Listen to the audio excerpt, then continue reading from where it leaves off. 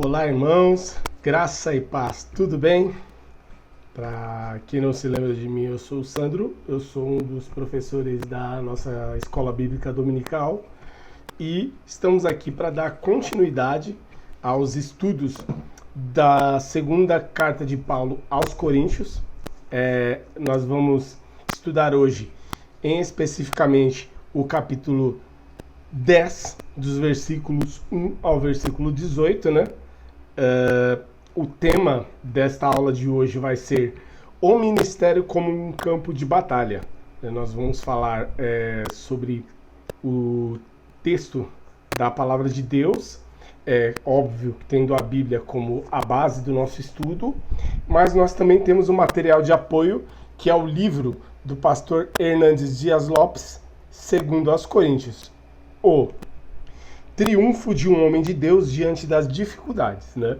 Esse é o material de apoio que nós estamos utilizando para suportar o nosso estudo, e aqueles que tiveram a possibilidade de adquirir, né, o livro, nós costumamos ser bastante fiéis ao material de apoio, tá, irmãos? Então os irmãos podem utilizar, podem ter o livro em mãos, que a gente vai procurar seguir de acordo com aquilo que nós escolhemos para nos apoiar neste estudo.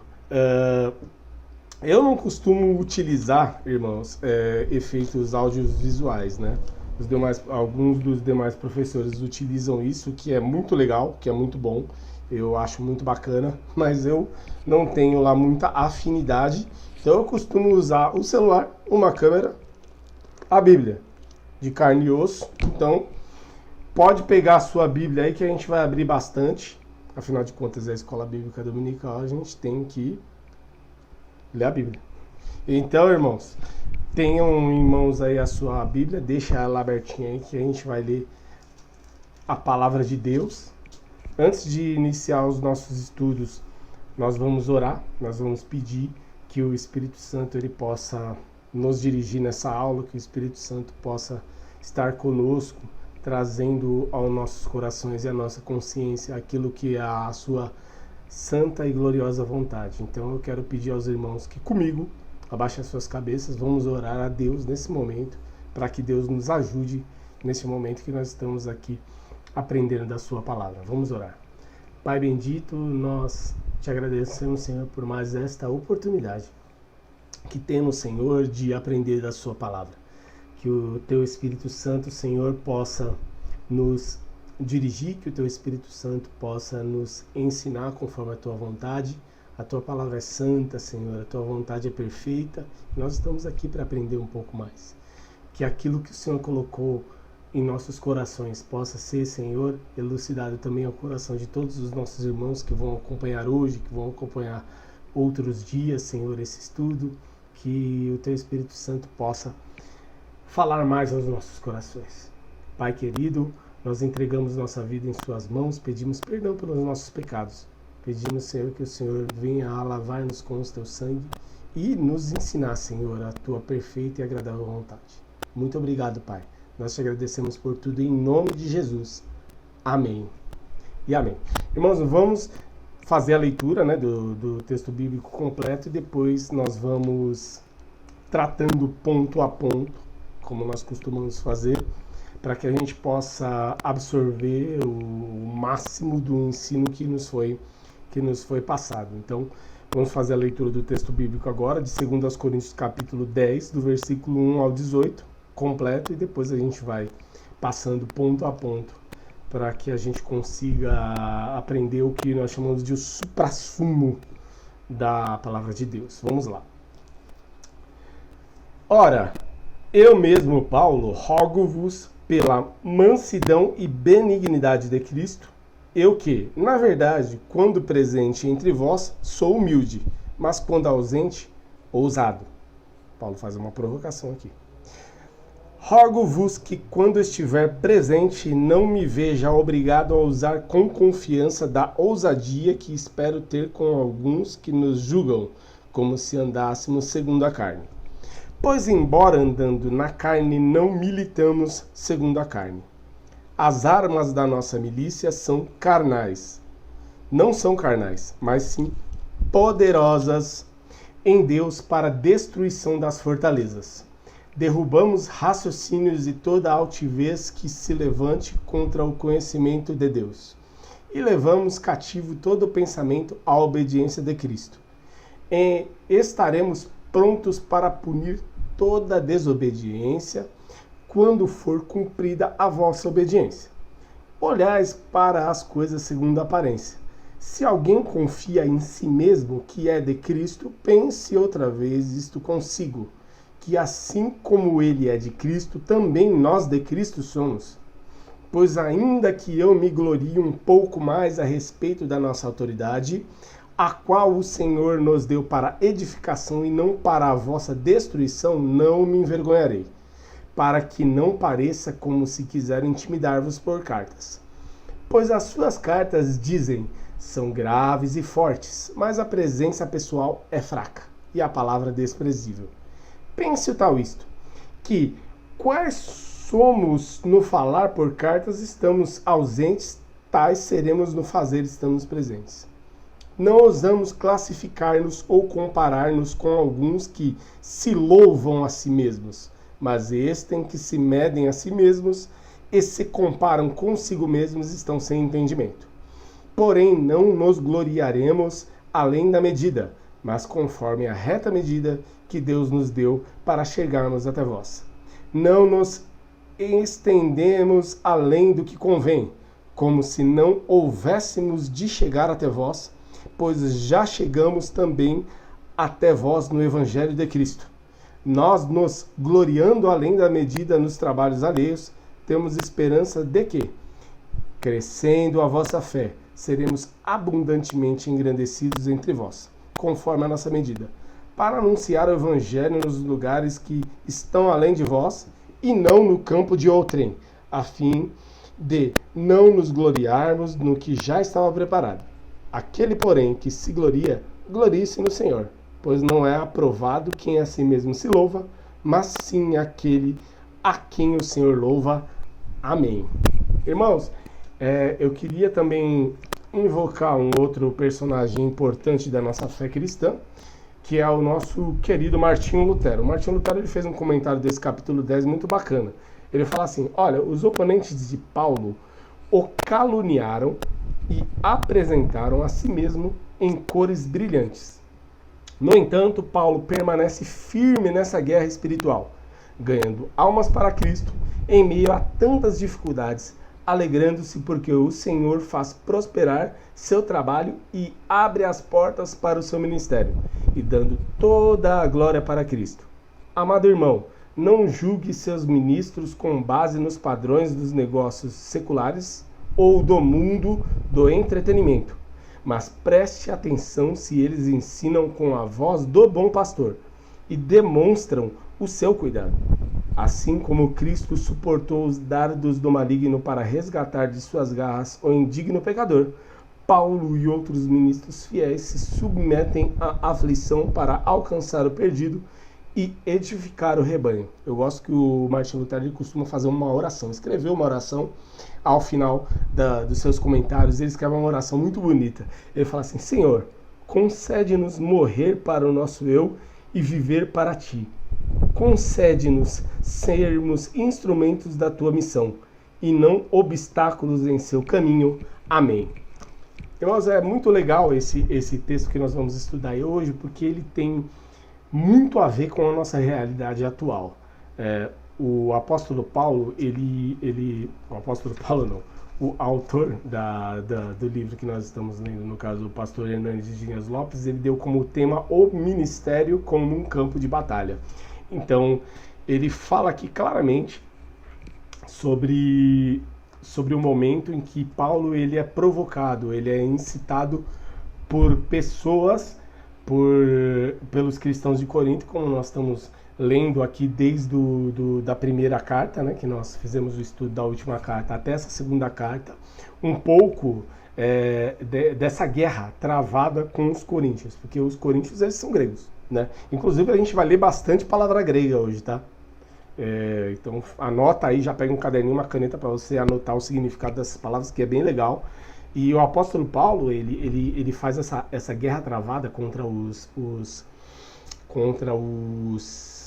cristãos da Grécia, e ele é provocado por esses caras, porque esses caras, eles têm, como nós estudamos lá no começo da primeira carta, uma tendência a voltar para as vãs filosofias gregas, ou seja, as técnicas de retórica, as técnicas de oratória, a aparência. Então eles se acham, digamos assim, os apóstolos verdadeiros, enquanto Paulo, ele é fraco, ele é frágil, ele não tem a mesma força, o mesmo poder que estes que se denominam apóstolos o tem, como eles mesmos se gloriam a si mesmos dizendo. Então o ministério de Paulo, ele foi vitorioso, mas ele não foi sem lutas. Nada diferente dos nossos ministérios, irmãos. Nós vencemos em Cristo, mas não com pouca luta.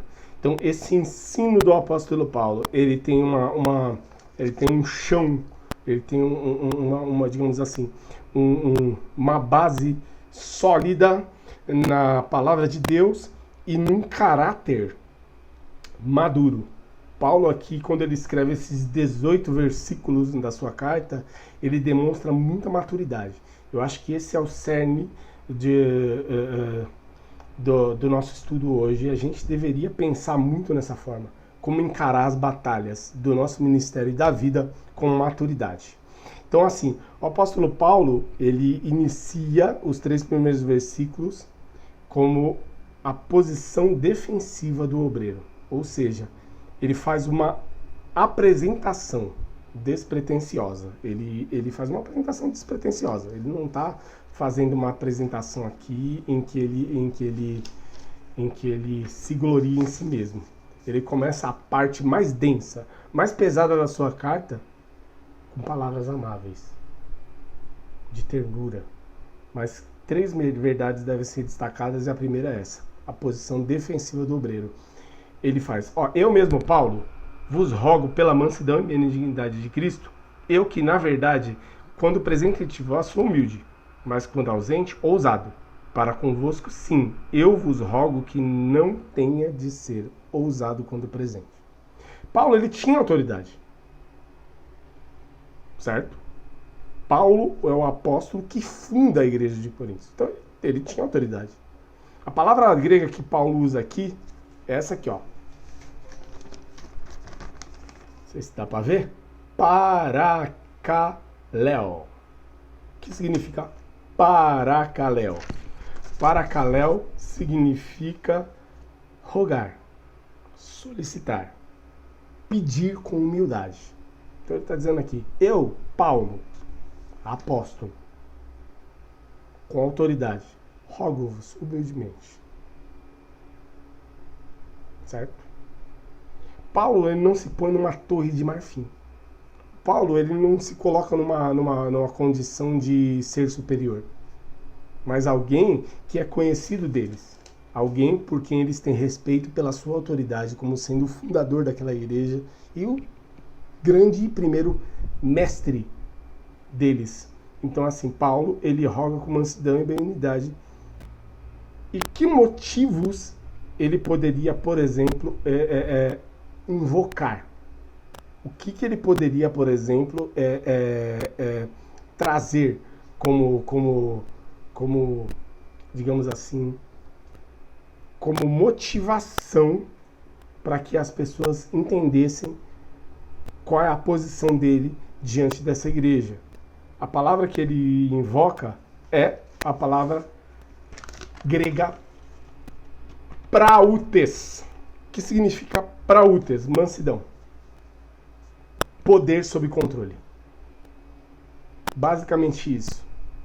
Eu falei para vocês que eu vou usar bastante palavra grega porque os coríntios, eles são gregos, né? Sendo gregos. Então, assim, as palavras que Paulo usa têm muito significado para atingir e para fazer com que os cristãos de Corinto pensem, para que os cristãos de Corinto reflitam. Então, ele usa mansidão, ou seja, poder de controle. Porque as pessoas mais enérgicas e ousadas, elas são aquelas que dominam os outros pela força. Que era mais ou menos aquilo que eles queriam utilizar ali. Dominar as pessoas pela força, por imposição. O Aristóteles, o filósofo, ele define esse prautes como termo médio entre estar demasiadamente enojado, mas nunca enojar-se. Ou seja, você vê essa posição arrogante e você está entre estar enojado e totalmente enojado, com uma postura arrogante, com uma postura prepotente. Então ele invoca o prautes, a mansidão, que demonstra equilíbrio, que demonstra maturidade. O Fritz Heinecker, ele diz que o prautes, ele denota a atitude humilde e gentil, que se expressa em uma aceitação paciente de ofensas, livre de malícias e desejo de vingança. Ou seja, a humildade ela era uma atitude social muito valorizada, admirada, porque lançar mão de uma postura agressiva é uma coisa simples para qualquer ser humano e para qualquer sociedade. Agora, você, diante de uma provocação de altíssimo nível, ter uma postura humilde, uma postura mansa, uma postura afetuosa, uma atitude de nobreza e uma atitude de maturidade muito grande. Então, quando Paulo ele lança a mão disso, ele traz à memória a pessoa de Cristo, que ele foi manso quando cheio de compaixão, recebeu os pecadores, sem contudo minimizar os seus pecados. Ele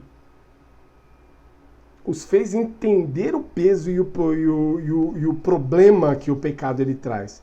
Mas ele, sendo manso e humilde, ele os trouxe para si, sem impor nenhum peso. Essa é a luz da mansidão afetuosa que Paulo ele roga à igreja nos 2 primeiros versículos. E Paulo ele ainda fala mais, né? Ele faz uma apresentação despretensiosa. Ele não é pretensioso. Ele usa, por exemplo, uma palavra grega chamada... As palavras gregas são difíceis, mas tem um belo significado. Epiikeia. Epiikeia. O que é epiikeia? Epiikeia significa benignidade. É um significado muito rico entre os gregos. É aquele que é justo. E ainda melhor do que justo. O homem que tem epiikeia é aquele que sabe que, em uma última análise, a norma cristã não é a justiça, mas o amor. Então, o Fritz Heinecker, aquele que nós estamos que nos auxiliou com o último significado, ele diz que a epiikeia denota uma firmeza paciente, humildade, capaz de submeter as injustiças e maus tratos sem ódio, sem maldade, confiando em Deus a despeito de tudo. Então, nesse caso, o que o apóstolo Paulo ele está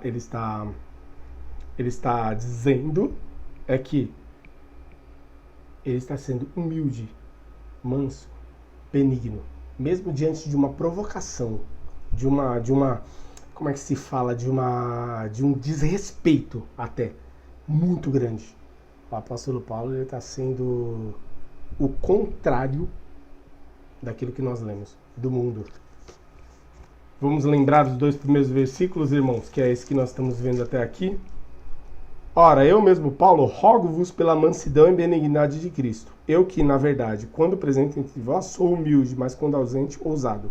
Rogo-vos que, quando estiver presente, não me veja obrigado a usar com confiança da ousadia que espero ter com alguns dos que julgam como se andássemos segundo a carne.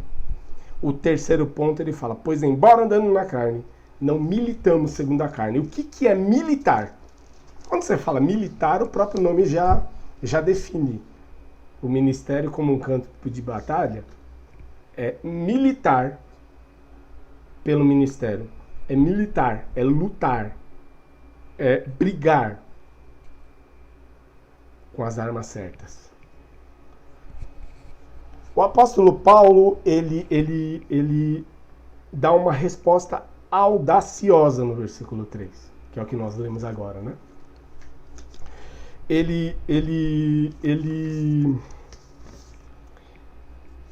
Aliás, tem um ponto que eu acabei deixando passar que eu acho muito legal, que foi um comentário do Colin Kruse. Colin Kruse, ele fala assim: por outro lado, entende que a acusação dos opositores de Paulo se direcionava também a outra área. Ele fala assim, ó, acompanhando assim o seu raciocínio, andar na carne no conceito dos adversários de Paulo provavelmente significava agir sem autoridade alguma, sem experimentar visões, revelações, sem executar sinais miraculosos, não sendo uma pessoa mediante quem Cristo estaria falando. Na verdade, diriam, talvez, esses inimigos de Paulo, andar na carne significava executar um empreendimento puramente humano, utilizando o engano e a malícia. Eles estão acusando o apóstolo Paulo de ser um homem sem poder, sem autoridade, sem, digamos assim, as credenciais de um apóstolo verdadeiro, como eles estavam se dizendo ser, né? Então, o apóstolo Paulo, para isso, ele dá uma resposta audaciosa. Ele fala, porque embora andando na carne, não militamos segundo a carne. E o que esses homens, que mais para frente a gente vai estudar bem mais especificamente cada fala desses homens que acusam o apóstolo Paulo, e ele já está respondendo eles aqui, eles vão falar que o apóstolo Paulo, ele é, digamos assim, um homem que não traz consigo os milagres, os prodígios, as maravilhas, ele não fala com poder e com autoridade, bem parecido com o que a gente vive hoje em dia, né, irmão? Bem parecido com o que a gente vê os que se classificam e se denominam apóstolos, mestres, operadores de milagres. Só que o apóstolo Paulo está dizendo, nós não militamos no nosso ministério com as armas da carne. Nós não militamos segundo a carne. Então a resposta de Paulo, ela é audaciosa nesse sentido. Ele não desempenha o ministério cristão com meros recursos humanos. E com a tendência contaminante de empregar meios duvidosos. O Colin Kruse, ele ainda diz que o apóstolo Paulo reage diante das levianas acusações dos seus opositores, usando abundantemente metáforas militares. Se a gente lembrar do texto que nós lemos, ele utiliza várias metáforas militares, como armas, milícias, destruição de fortalezas, destruição de altivez, parecido, né, com aquilo que ele fala em Filipenses 6, né? A armadura, o capacete, a espada. O militar, nesse sentido, é lutar. Porque era uma grande injustiça. E o ministério do cristão, ele é uma militância. Ele é uma militância, ele é militar contra a injustiça. Mas não segundo a carne, como está escrito aqui no versículo 3.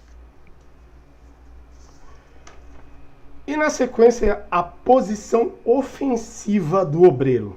A gente viu agora a posição defensiva, ou seja, ele está no campo de batalha, o ministério como um campo de batalha.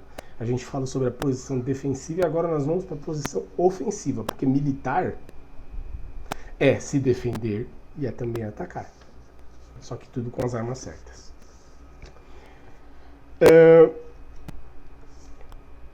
O conflito entre as forças de Deus e de Satanás é espiritual e precisa ser travado com armas espirituais. Em primeiro lugar, a natureza das vossas armas. No versículo 4, a gente percebe aqui qual que é a natureza, a gente lê qual que é a natureza das nossas armas. As armas da nossa milícia não são carnais, mas sim poderosas para a destruição das fortalezas. A vida cristã não é um parque de diversões, mas um campo de guerra. Estamos numa milícia e não numa estufa espiritual. Não é clubinho da Bíblia. A luta, ela não é dentro dos muros da igreja. É a vida cristã. Para quem acha que o mundinho cristão fica só nas paredes da igreja, não entendeu. A vida cristã não é um parque de diversões, nem uma estufa. A palavra grega que o apóstolo Paulo usa aqui é hopla, H-O-P-L-A, hopla, que significa armas. É uma palavra genérica usando tanto para armas de defesa como para armas de ataque. Mas nesse campo de guerra, as armas não são carnais. Se elas são carnais, elas são impróprias e inadequadas. As nossas armas, elas são poderosas. São armas que não destroem, elas constroem. São armas que dão vida, não matam. A matemática do reino é completamente diferente da matemática do mundo, irmãos. Se a gente não tem isso em mente, a casa caiu. Se a gente está destruindo e não construindo, se a gente está matando e não dando vida, a gente já está lutando com as armas erradas e a gente está adorando o Deus errado. É simples assim. Em segundo lugar, o poder das nossas armas. O poder das nossas armas a gente vai ver aqui na parte B do versículo 4 e o versículo 5 que diz: para a destruição das fortalezas, derrubamos raciocínios e toda altivez que se levante contra o conhecimento de Deus e levamos cativo todo pensamento à obediência de Cristo.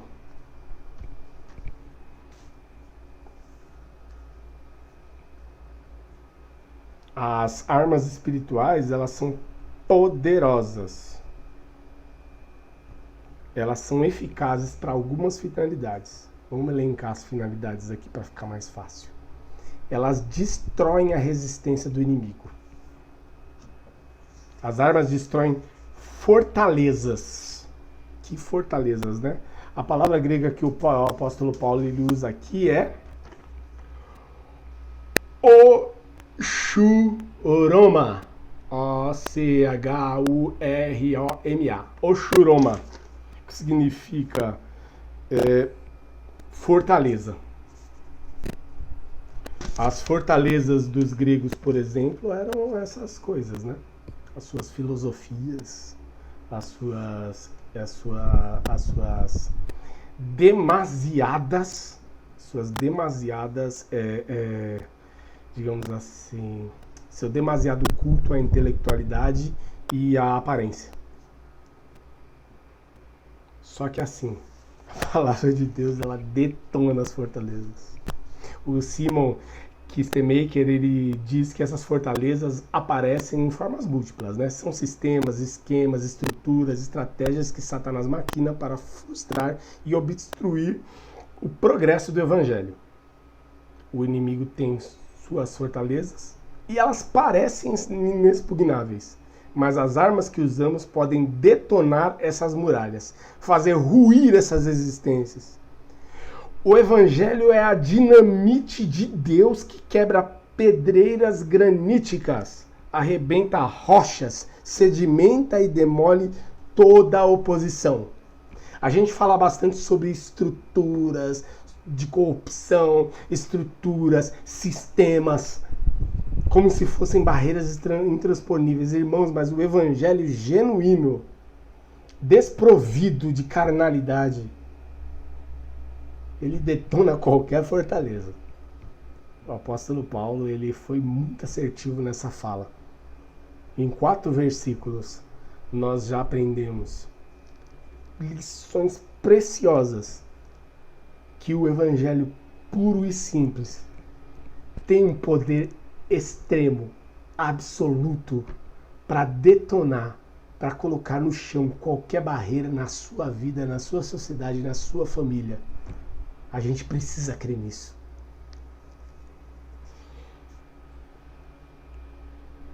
Dois, eles anulam as estratégias do inimigo.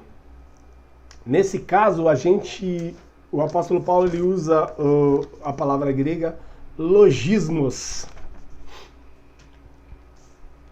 que significa raciocínio, reflexão, pensamento. A batalha é travada no campo das ideias. A guerra ela não é travada contra pessoas em si. E esse é um problema que atualmente a gente parece que não entende. A gente vai e bate nas pessoas. O diabo não tem corpo, irmão. Põe uma coisa na cabeça. O diabo não tem corpo. O diabo, ele se utiliza de pessoas. Então, se a gente não entender que a gente não está lutando contra pessoas, a gente está lutando no campo das ideias, porque o diabo, ele cega o entendimento dos incrédulos. É isso que a gente viu no capítulo 4, versículo 4 desse mesmo livro. Mas as nossas armas espirituais, elas desmantelam esses sofismas, desnudam esses artifícios e aniquilam raciocínios. Qualquer tipo de ideia, qualquer tipo de coisa que aparenta se opor ao evangelho, quando a gente utiliza das armas certas e do evangelho puro e simples, rui, porque o poder do evangelho é pleno.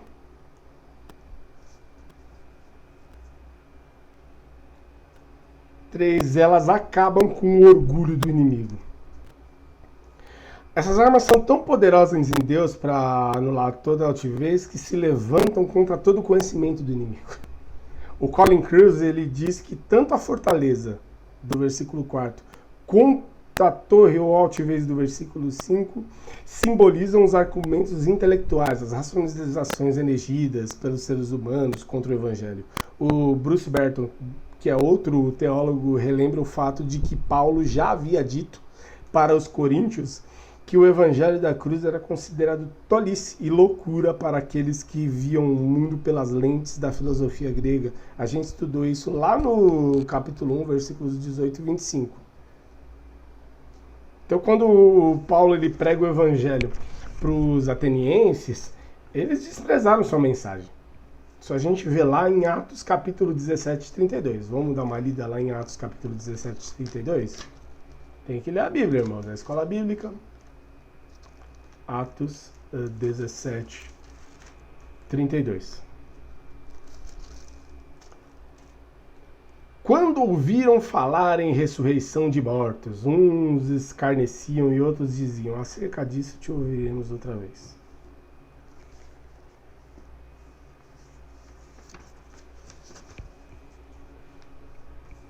Deram de ombro. Só que aí é que tá o pulo do gato, né, irmãos? Como a gente costuma dizer por aí.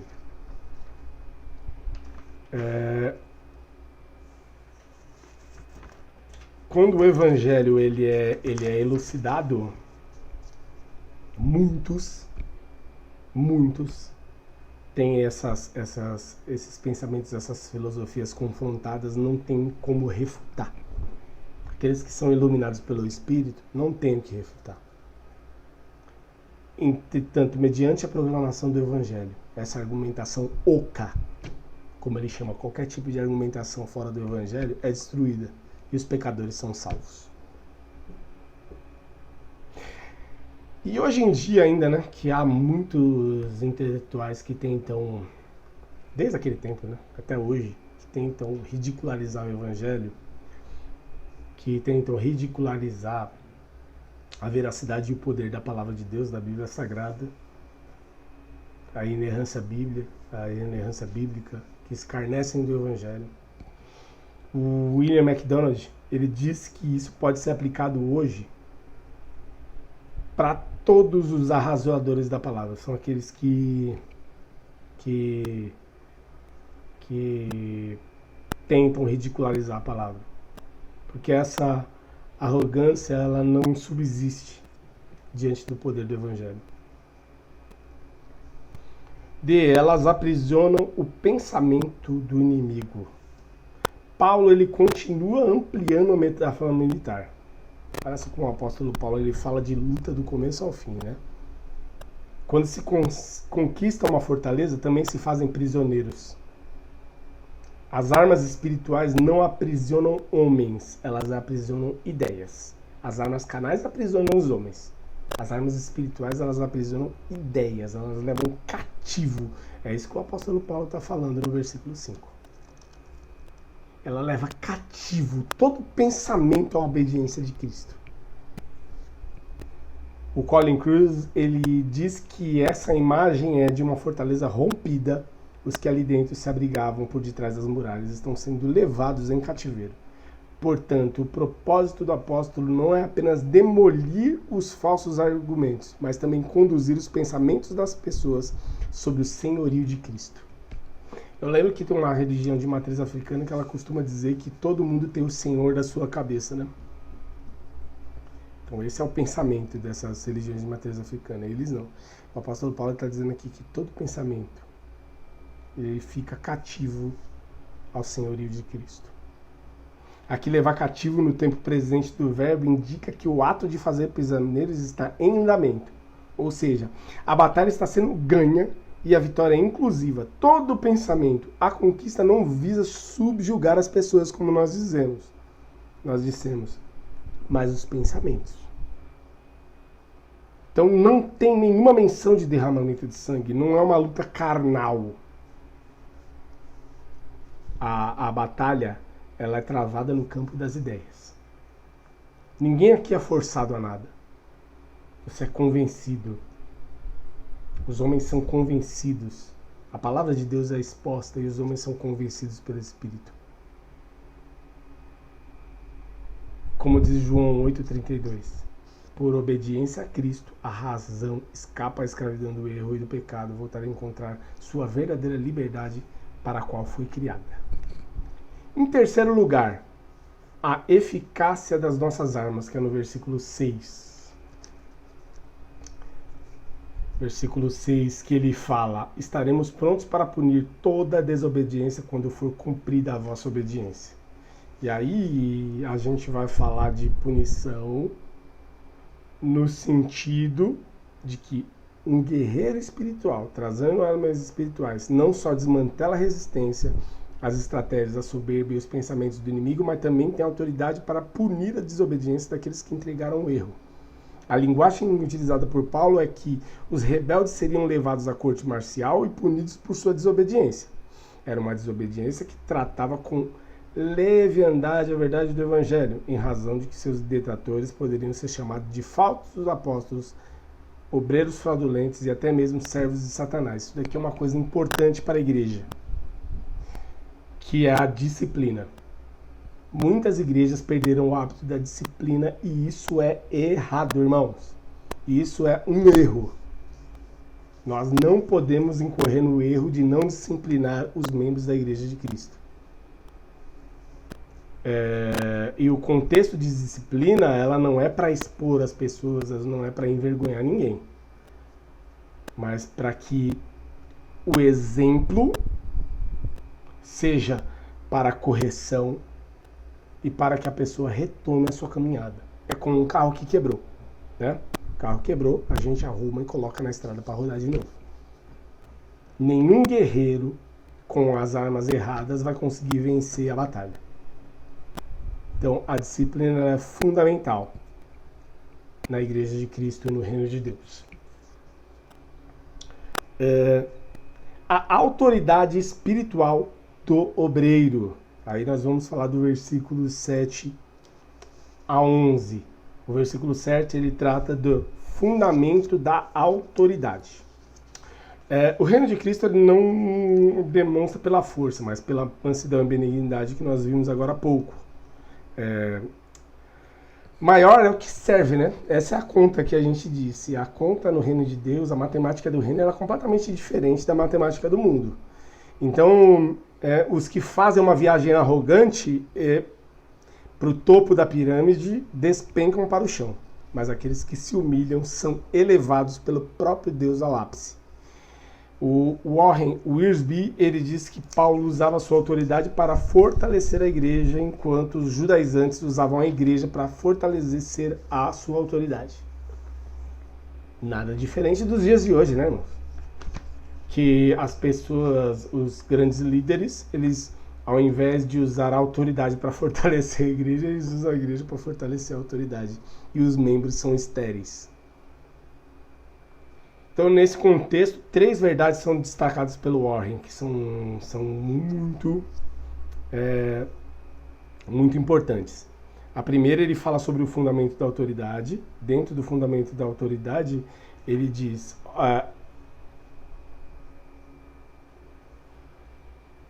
observem o que está evidente. Se alguém confia em si que é de Cristo, pense outra vez consigo mesmo que assim como ele é de Cristo, também nós o somos. Os falsos apóstolos, eles confiavam em si mesmos. Eles pensavam que Cristo era um monopólio. É que é tão atual esse assunto aqui que a gente vai falando e já vai refletindo no que nós vivemos na igreja de hoje no Brasil, né? No Brasil e no mundo. Não é só no Brasil. Eles haviam se alistado a si mesmos. E haviam lhe dado um alto cargo. É como se eu tivesse entrado no exército hoje, como soldado raso. A gente sabe como que é a hierarquia do exército. Você é um soldado raso, você é soldado, você vira um cabo, você vira um sargento, tenente, capitão, tenente-coronel, coronel, major, general, se eu não me engano, é essa ordem. Aí eu chego lá no exército e falo, não, eu sou general agora. Cara, mas você entrou ontem. Não, mas eu sou general porque sou mais bonito, falo melhor, tenho mais poder do que aquele general ali. Eles haviam alistado a si mesmos.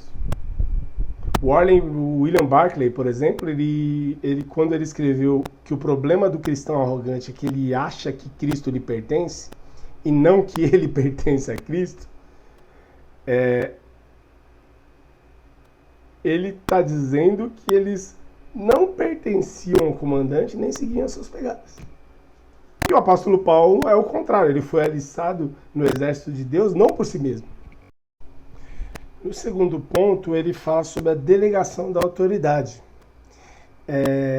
Ele usa como base os versículos 8 e 9 para dizer, porque se eu me gloriar um pouco mais a respeito da nossa autoridade, a qual o Senhor nos conferiu para edificação e não para destruição vossa, não me envergonharei para que não pareça ser meu intuito intimidar-vos por meio de cartas.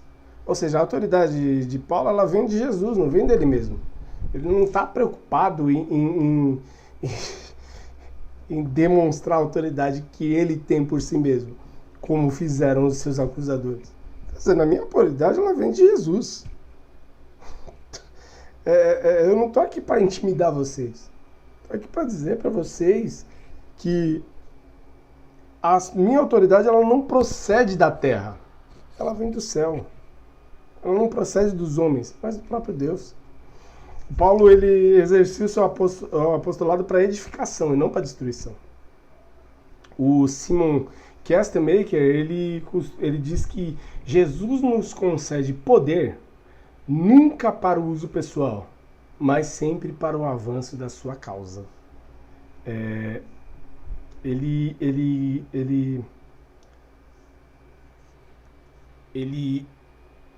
não está preocupado em conceder poder para os homens, para que os homens sejam reconhecidos. E um crente maduro, o crente consciente, ele sabe disso. Que não é para si próprio, é para a glória de Deus. Em terceiro lugar, o uso da autoridade. A leitura é feita aqui nos versículos 10 e 11. As cartas com efeito dizem, são graves e fortes, mas a presença pessoal dele é fraca e a palavra desprezível. Considere tal isso, que os somos na palavra por cartas, estando ausentes, tal sermos em atos, quando presentes. Os inimigos de Paulo, que são os seus acusadores, os que se dizem apóstolos, eles procuravam denegrir o seu caráter. Mas eles não tinham coragem de enfrentar cara a cara. Eles maculavam a sua honra, dizendo que ele era um obreiro covarde, que rugia como um leão à distância, mas que perto ele era tímido e fraco como um cordeiro. Mas ele, porém, se defende dizendo que a tese dos acusadores será desmantelada. Ele irá à igreja e não poupará os insubmissos e os rebeldes. Está dizendo o seguinte, que eu sou em carta, eu sou na lata. Frank Carver ele afirma que os falsos apóstolos estavam acusando Paulo pelo fato dele ter ido a Corinto, não com ostentação de linguagem ou de sabedoria, mas apenas anunciando a Jesus Cristo e a esse crucificado. Esse discurso não teria impressionado nem alcançado os padrões da retórica grega. Ou seja, mais uma vez eles usam como padrão a retórica e a filosofia grega, não o evangelho. Ou seja, são armas carnais. A aprovação do obreiro. Nós vamos falar agora do versículo 12 aos 18. E aqui o Paulo ele assume literalmente a ofensiva e satiriza os seus adversários, que se autoelogiam, né? Ele desbanca a pretensa autoridade dos caras e a legitimidade dos falsos apóstolos e faz uma defesa irresistível do seu apostolado. E ele usa aqui, como diz o Warren, o Wiersbe, Paulo trata basicamente de duas coisas: parâmetros falsos, que é o versículo 12, e os parâmetros verdadeiros, do 13 ao 18. E olha que interessante isso, né? O falso, ele dedica pouquíssimo tempo, porque o falso é fácil de enxergar, o falso é fácil de identificar, mas o verdadeiro, ele discorre bem, ele explica bem, para que a gente tenha isso em mente e consiga aplicar. Em primeiro lugar, são os parâmetros falsos, né? Ele no versículo 12, ele diz: porque não ousamos classificar-nos ou comparar-nos com alguns que louvam a si mesmos, mas eles, medindo-se consigo mesmos e comparando-se consigo mesmos, revelam insensatez. Ou seja, os falsos apóstolos, eles tinham essa pretensão, né, de louvar a si mesmos. Eles comissionavam a si mesmos, eles legitimavam o seu próprio apostolado. O chamado deles não vinha de Cristo. O poder deles não procedia do Espírito Santo. Consequentemente, eles eram falsos apóstolos, falsos obreiros e falsos crentes. Eu não sei se na caminhada cristã de vocês, na minha eu vi muitos que procuravam se justificar pelas obras que executavam. Por exemplo, faziam algo bom, mas não era para a glória de Deus, era para a glória de si mesmo. Olha o que eu fiz, olha como eu fiz, olha como eu sou bom. Cuidado com isso. É insensatez escolher a si mesmo, aprovar a si mesmo e elogiar a si mesmo. É uma consumada loucura bater palmas e aclamar a si mesmo. É como olhar para o espelho e dizer: quão grande és tu.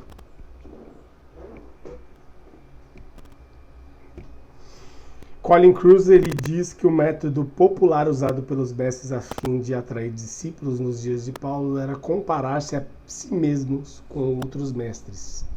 Os falsos apóstolos de Corinto, segundo o Colin, eles procuravam ter uma aparência física imponente, uma eloquência arrebatadora, cobravam uma taxa sobre cada sermão pregado.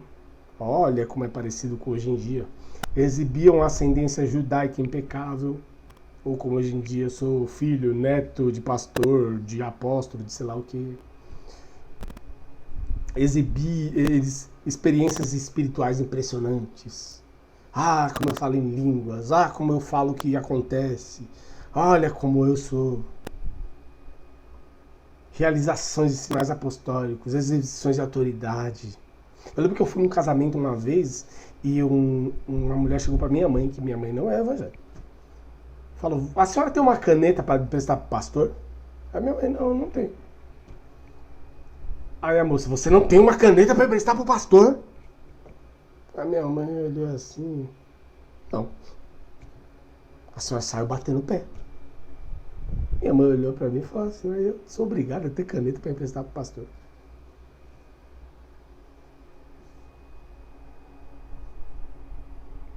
Então você observa que essa natureza triunfalista, ela gera nas pessoas um pensamento absolutamente divorciado do evangelho. Não tem espaço para fraqueza, não tem espaço para sofrimento, não tem espaço para perseguição, não tem espaço para prisão. Eles afirmavam que o apóstolo Paulo, com toda a sua fraqueza e toda a sua humanidade, era depreciável. E o que eles se autoproclamavam era louvável. Se até aqui não está claro o que é carnalidade e o que é espiritualidade, irmãos. Em segundo lugar, aí nós vamos para os parâmetros verdadeiros. O apóstolo Paulo ele deixa claro que o seu apostolado não teve origem em sua própria escolha, nem mesmo veio por uma delegação da igreja ou por cartas de recomendação de algum líder religioso.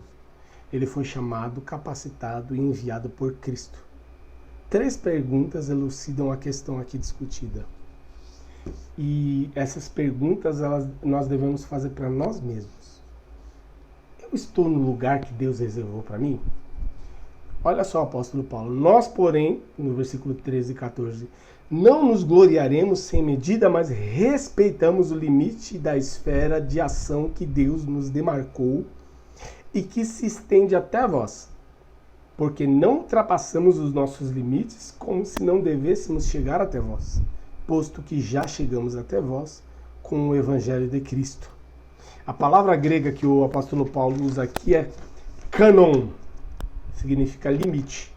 Quando a gente fala sobre o Velho Testamento, a gente diz que é o canon judaico, né? Canon, limite.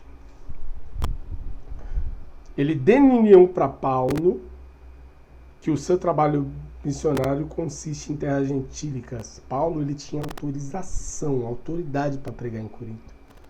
Não é uma coisa que veio dele. Ele olhou, Corinto deve ser um lugar legal, eu vou lá pregar. Não. Essa comissão foi dada por Deus. Esse chamado foi dado por Deus. É legítimo. Foi ele que lançou o fundamento dessa igreja. Os caras estavam tentando tomar partido de algo que eles não plantaram.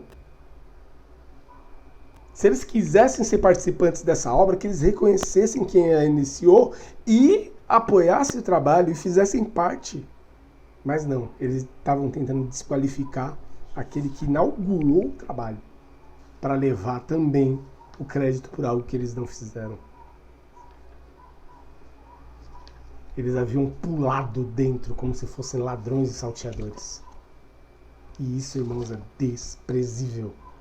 O Frank Carver diz que, como um atleta corredor nos jogos istímicos, Paulo se mantém dentro da faixa que lhe é designada, em vivo contraste com seus oponentes a quem Deus não havia designado nenhuma faixa, nem mesmo alguma que levasse a Corinto. Deus é glorificado por intermédio do meu ministério? Essa é a pergunta que nós devemos fazer também. Essa é a segunda pergunta.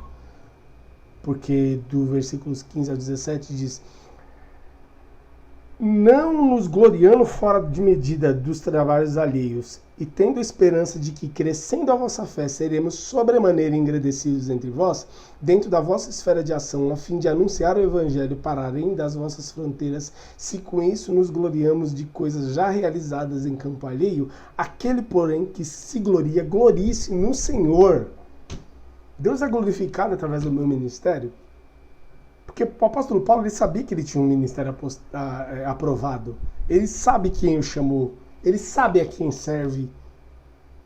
Ele se gloria em Cristo. Porque ele é o que chama e ele é o que comissiona. Essa é a postura de um cristão maduro. Terceira pergunta, eu sou aprovado por Deus, estou recebendo o elogio dele, ao invés de me autoelogiar? Porque no versículo 18 ele diz, porque não é aprovado quem a si mesmo se louva, e sim aquele a quem o Senhor louva. Nós podemos elogiar nós mesmos ou receber o elogio dos outros e ainda assim sermos reprovados por Deus. A igreja de Laodiceia, por exemplo, ela exaltou-se, dando nota máxima a si mesmo em todas as áreas. Mas Cristo a reprovou em todos os itens. O autoelogio é desprezível, irmãos. A Bíblia diz, seja outro o que te louve e não a tua boca, como diz em Provérbios 27:2. A gente não tem que nos preocupar em mostrar para os outros que nós somos, que nós temos, que nós fazemos. O próprio Deus, ele é suficiente para fazer essas coisas, se assim for da vontade dele. Se não o fizer, o Deus que nos chamou nos comissiona. A gente não pode viver uma vida frustrada, digamos assim, sem motivação, porque as pessoas não nos elogiam. De igual modo, não devemos fundamentar o nosso ministério nos elogios dos homens. A palavra que o apóstolo Paulo ele usa aqui é dokimos. Dokimos significa aprovado. Essa palavra ela carrega a ideia que você foi aprovado depois de um teste. Ou seja, pouco importa o que o indivíduo diz à guisa de um autoelogio, tanto faz. Tão pouco julgamento feito pelos outros. O que importa é o elogio que o Senhor mesmo proferir, como diz 1 Coríntios 4, 1, 5. 1 Coríntios 4, 1 a 5, está escrito. Foi sob essa rúbrica que o Paulo desenvolveu o seu trabalho apostólico. E o Frank Carver ele diz que a aprovação de Deus é a única marca da legitimidade no ministério. Paulo ele se gloria não por ser apóstolo, mas por Deus ter feito dele um apóstolo. Servo de Cristo só pode gloriar-se no que Cristo fez, do que está fazendo, do que prometeu fazer. Irmão, tanto faz se você é pastor, tanto faz se você é diácono, tanto faz se você limpa a igreja, tanto faz se você entrega a cesta, tanto faz se você, sei lá o que, irmão, você faz dentro da igreja, tanto faz se canta, se prega, se cumprimenta os irmãos na entrada da igreja. Todo mundo é igual. Quem chama é Deus, quem comissiona é Deus. No reino de Deus, essas coisas não fazem diferença, irmão. Cada um é chamado para aquilo que Deus acha que vai fazer melhor e que vai ser importante para o ministério.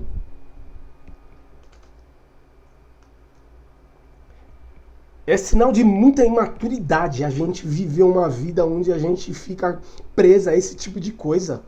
É sinal de carnalidade que a gente não entendeu o evangelho de Cristo. A ousadia ela deve ser balanceada com mansidão. Uma vez que Deus é experimentado em humildade. Satanás ele é nosso inimigo e não as pessoas. A nossa guerra não é contra as pessoas, é contra as potestades e os principados nas regiões celestiais. Ou seja, se a gente, eu acho que aqui nesse ponto o Warren Wiersbe ele pega os textos, ele comenta ponto a ponto de uma forma muito correta. Ou seja, primeiro, seja semelhante a Cristo. A ousadia dela de ser balanceada com mansidão. Segundo, use armas espirituais. Possivelmente, ele está dizendo que o Paulo tinha em mente a vitória de Josué em Jericó. Quando as muralhas ruíram pela fé, o próprio apóstolo nos ensina a usar toda a armadura de Deus em Efésios 6:10. Terceiro, mantenha os seus olhos no Senhor, que é o que está no versículo 7 ao 11 do capítulo 10 que nós lemos. O fato de alguns crentes de Coríntios terem acusado Paulo de inconsistência deu a Satanás a oportunidade para trabalhar em suas vidas. Quando a gente decide viver a nossa vida de acordo com a carne, contestar a obra de Deus de acordo com a carne, a gente está dando lugar para Satanás trabalhar na nossa vida. Em quarto, aceite a esfera do trabalho que Deus lhe confiou. Por isso eu estou dizendo, tanto faz o trabalho que você faz. Aceita. Porque cada cristão, como um soldado de Cristo, tem uma área específica de atuação. Se cada um fizer a sua parte fielmente, seguindo as ordens de Cristo, a igreja ganhará a batalha. O problema é que a gente vai para a guerra desfalcado, porque a boa parte não entendeu qual é a sua parte nessa guerra. Quinto, busque somente a glória de Deus, porque como poderíamos nos gloriar de vitórias que somente Deus pode dar? Paulo cita Jeremias 9:24 para nos lembrar que a glória só pertence a Deus. É isso que o apóstolo Paulo está contando nessa história toda. Vocês estão me acusando de um monte de coisa que vocês não entendem. Vocês só enxergam o que os olhos podem ver. Porém, a grande comissão, ela é de Deus, ela vem de Cristo. E no reino de Deus não tem maior ou menor. Todo mundo é importante. E essa batalha só vai ser ganha se todo mundo souber qual é o seu papel nela. Amém, irmãos? Isso aqui é um ministério como um campo de batalha. Se Deus te chamou para coisas simples, faça da melhor forma. Se Deus te chamou para coisas difíceis, faça da melhor forma. Mas não usurpe daquilo que Deus chamou outra pessoa para fazer. E não, de modo algum, se glorie em si mesmo, mas se glorie no Senhor. Que Deus nos abençoe. Que Deus fale mais aos nossos corações. E que o Espírito Santo nos conduza a uma vida madura, onde essa guerra ela vai ser ganha, porque a gente tem consciência do nosso chamado. Que Deus abençoe a todos e que todos tenham um excelente domingo. Até a próxima.